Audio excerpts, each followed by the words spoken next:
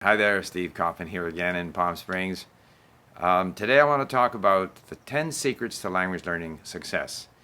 I even have a series of emails on this subject which you can subscribe to and get into more detail on this subject. Remember, if you enjoy my videos, please subscribe to my YouTube channel, click here for notifications, and by all means join me at link.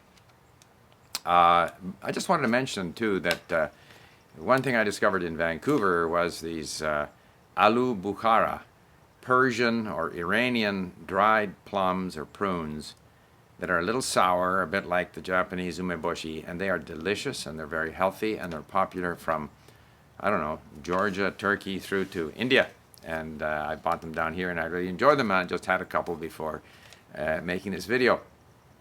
So, I can't, quite honestly, first of all, when people say there's 10 secrets to doing this, or 6 secrets, or 7 secrets, or 3 secrets, these are ways to grab people's attention. So that it's very common on the internet. And if you Google, you're going to find 3, 6, 7, 10 secrets doing this, that, or the other. And they are quite useful.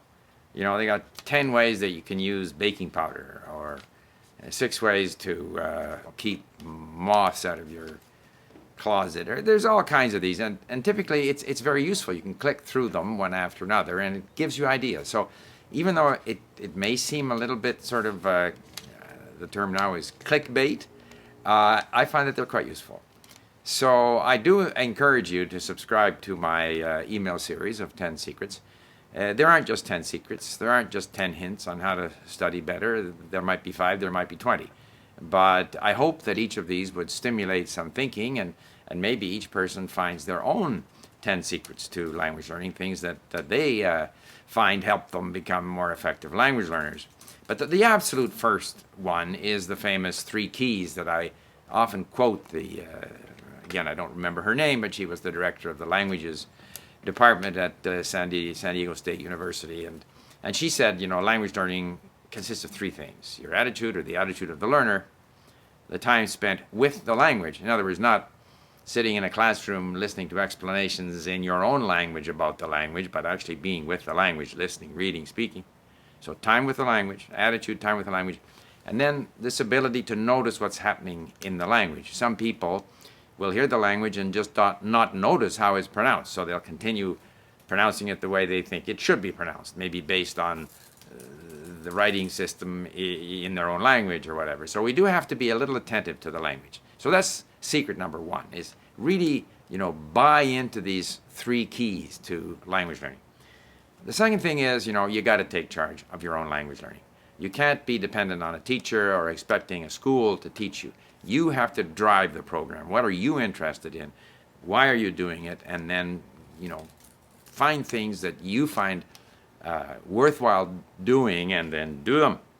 The third thing is, words are the key to language learning. That's why at Link we track how many words you know, how many words you've looked up, how many words you've read.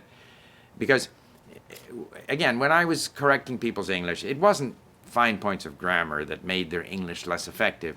It was how they used words. They didn't have enough words. They didn't know which words belonged with which other words. The whole thing about languages is acquiring words and then getting used to how they work, getting a sense of,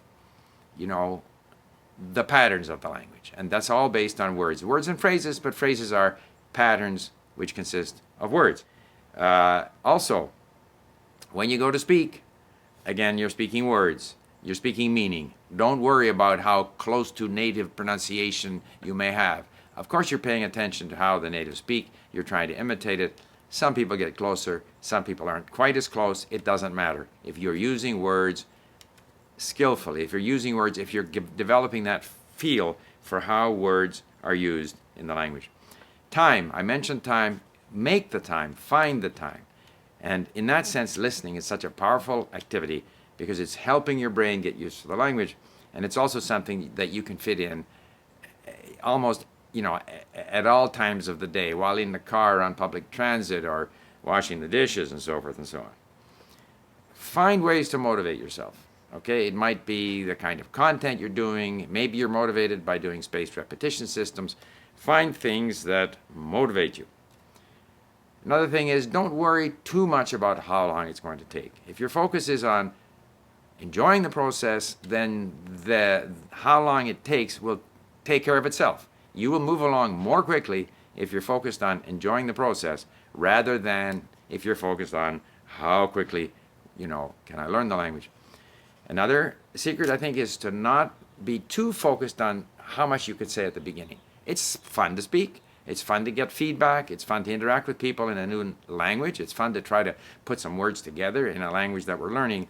But ultimately, what matters is how well can you speak in 6 months or 12 months. And in that sense, a major focus on input, acquiring words, is going to be more effective than using a limited vocabulary that you've acquired over and over and over again. You have to expand beyond that limited range of vocabulary in order to engage with native speakers in meaningful conversation.